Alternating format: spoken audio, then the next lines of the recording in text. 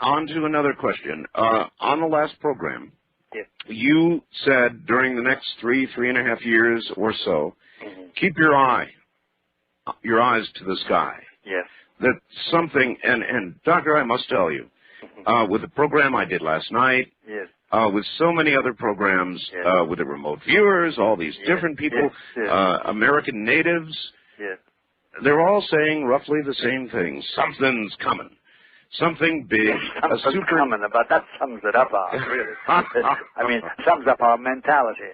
And, you know, if I could break into you, of course, that betrays my Irish blood. We Irish are always interrupting each other. Quite all right. To improve for the person who's saying.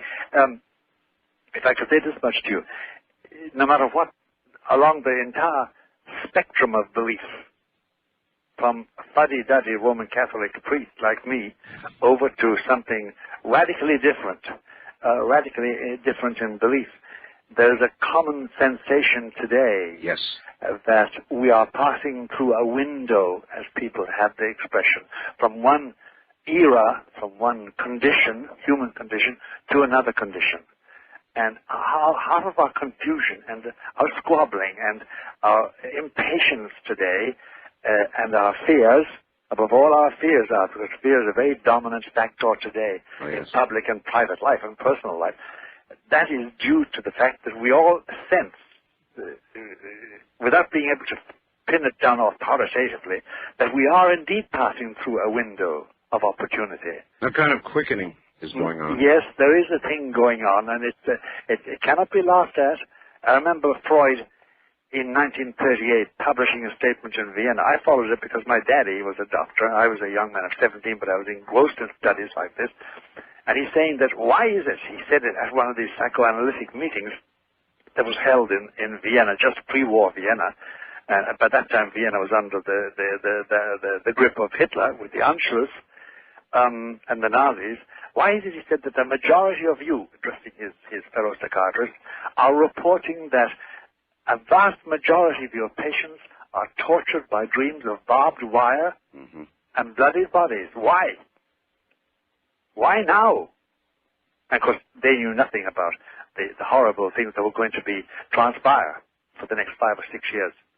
But there is and it does go back to something which was true about Carl Jung. I don't like Carl Jung at all. I don't like his personal life, and I don't like his theories. But he did talk about this sort of universal consciousness. Yes. And, of course, he made it into something else. Like a lot of other people, having found something valuable in nature, he proceeded to imagine what it was, and that was not scientific. And he went beyond the data. But there is a consciousness amongst us all, in spite of our differences, due to everything, from sex to color to shape to race to education, that there is something big taking place. The phrase is, we're passing through a window of opportunity into what we do not know, and that is confusing, because the old world, the one we knew, has passed away. There's no doubt about it. We're constructing something, or something is being constructed of us. We're the living stones in this new temple.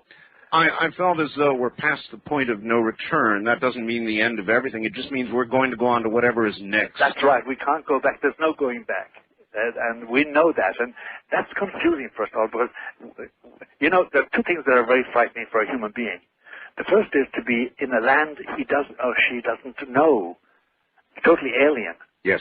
But one of the most disturbing things is to be persuaded that there's an alien being you don't know now in your presence or in your area. That would do it.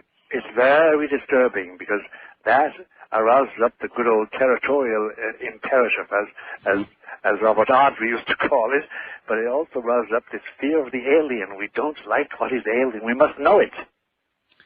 Could what is coming, Doctor, be spiritual? In other words, something that will affect all of us? Art, actually, you know, and you've got a source of information that most people haven't got with your marvelous syndication and your own intelligence. There's no doubt about it. We all know that the big change we sense and are afraid of in that sense, because we don't know what it is in our spirit, in our human spirit as such. We know there are forces molding it, shaping it, as the consensus of a race of people, and not merely as 5 billion different consciousnesses. You understand me? Do you understand what I'm trying to say? Yes, sir. That the change is in our spirit. There's a change being operated. And sometimes we like the result, and sometimes we don't like it. But we know it's in spirit. And by spirit, we mean something other than my flesh. The skin on my hand, and the color of my face, and the length of my hair, and the timbre of my voice, and the look in my eye, and the way I walk, what I do. There's something else. We are something else. We are a soul. We are a spirit. And that is being molded.